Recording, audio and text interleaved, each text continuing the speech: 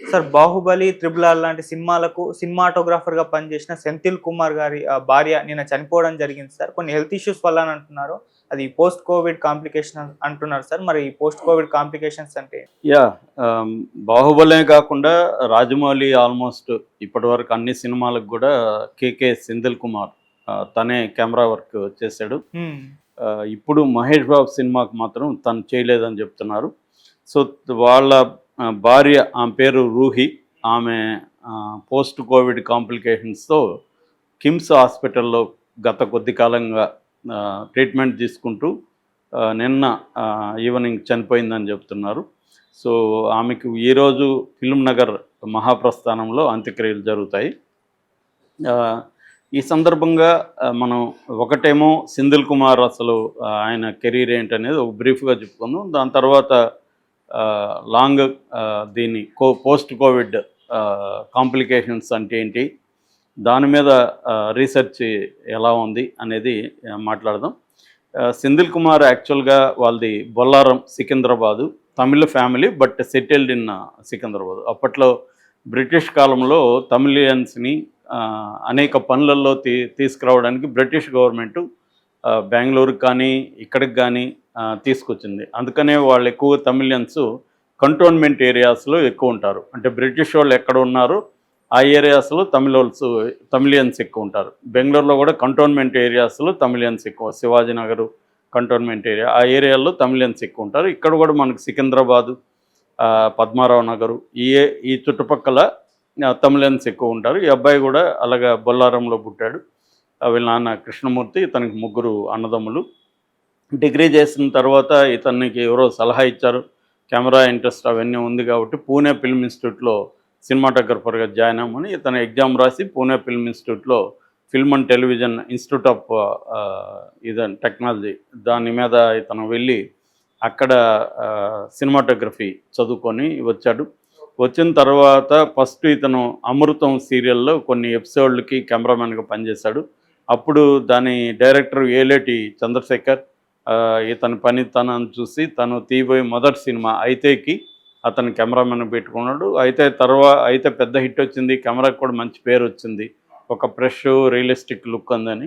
దాని తర్వాత 6 నెలల పాటు గ్యాప్ ఉన్నింది. దాంతో రాజమౌళి సై సినిమాకి తను పిలిచాడు.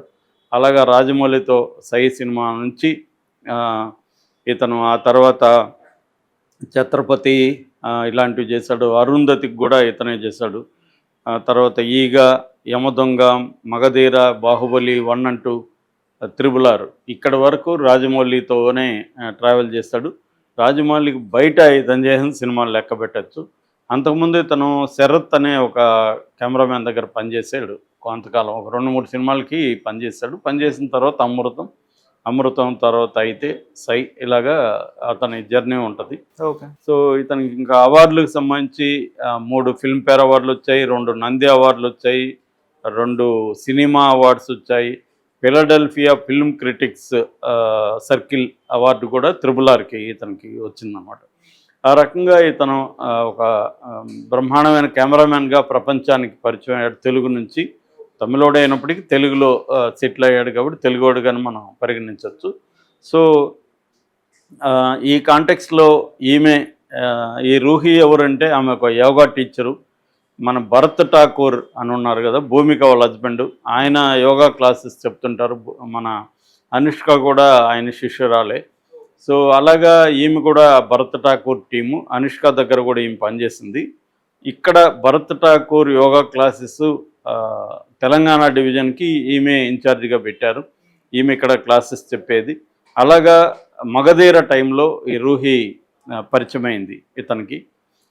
పరిచయం తర్వాత వాళ్ళిద్దరూ ప్రేమించుకున్నారు, ఇంట్లో చెప్పి పెళ్లి చేసుకున్నారు.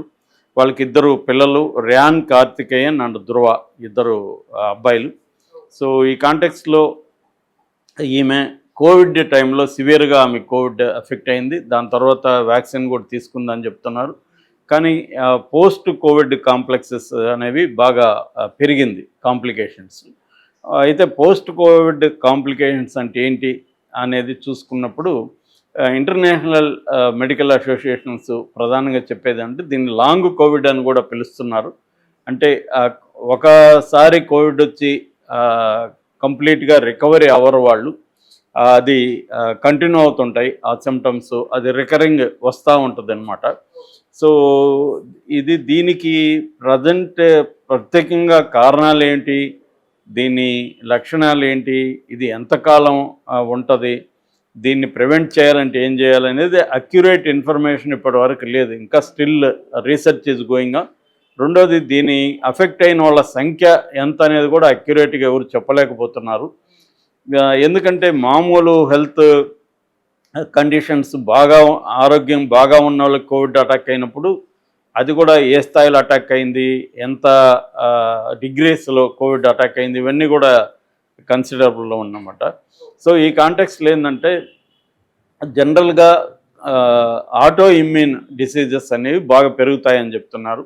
ఆటో ఇమ్యూన్ అంటే మన ఇమ్యూన్ సిస్టమే మన మీద దాడి చేస్తుంది. ఇమ్యూన్ సిస్టమ్ మామూలుగా అయితే మనల్ని ప్రొటెక్ట్ చేయాలి, అదే ఒక్కొక్కసారి చేస్తుంది. మామూలుగా ఇప్పుడు వ్యాక్సిన్ అంటే కూడా ఏంటి, కోవిడ్కి ఆ వైరస్ని మైల్డ్ ఫామ్లో మనకి ఎక్కిస్తారనమాట. సో అది బాడీ మనకి దానికి అలవాటు అవ్వడం వల్ల కోవిడ్ వచ్చినా కూడా అది ఆటో ఇమ్యూన్ సిస్టమ్ ఉంటుంది కాబట్టి ఫైట్ చేస్తుంది. సో కానీ ఒక్కోసారి అదేం చేస్తుందంటే మన బాడీలోని ఆర్గాన్స్ మీద చేస్తుంది.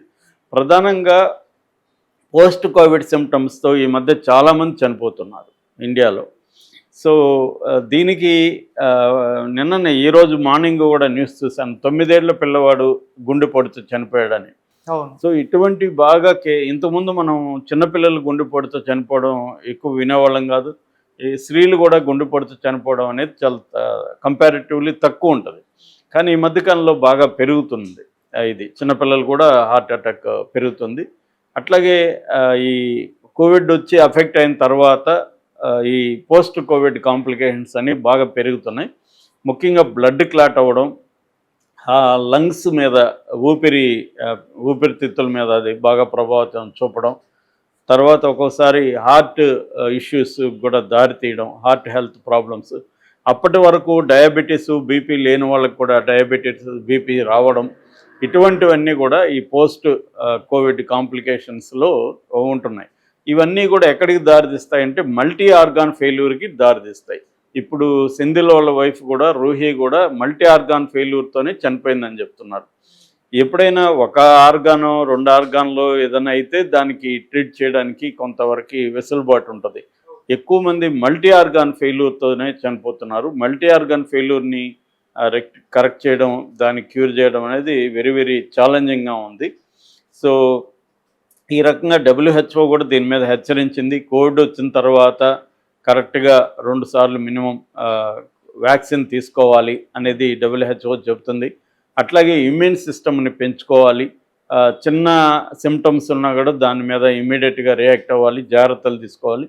ఆల్రెడీ కోమార్బిడిటీస్ అంటారు, అంటే ఆల్రెడీ డయాబెటీస్ కానీ బీపీ కానీ ఇలాంటి జబ్బులు ఉన్న వాళ్ళకి కోవిడ్ అటాక్ అయినప్పుడు వాళ్ళు ఇంకా ఎక్స్ట్రా జాగ్రత్తలు తీసుకోవాలి.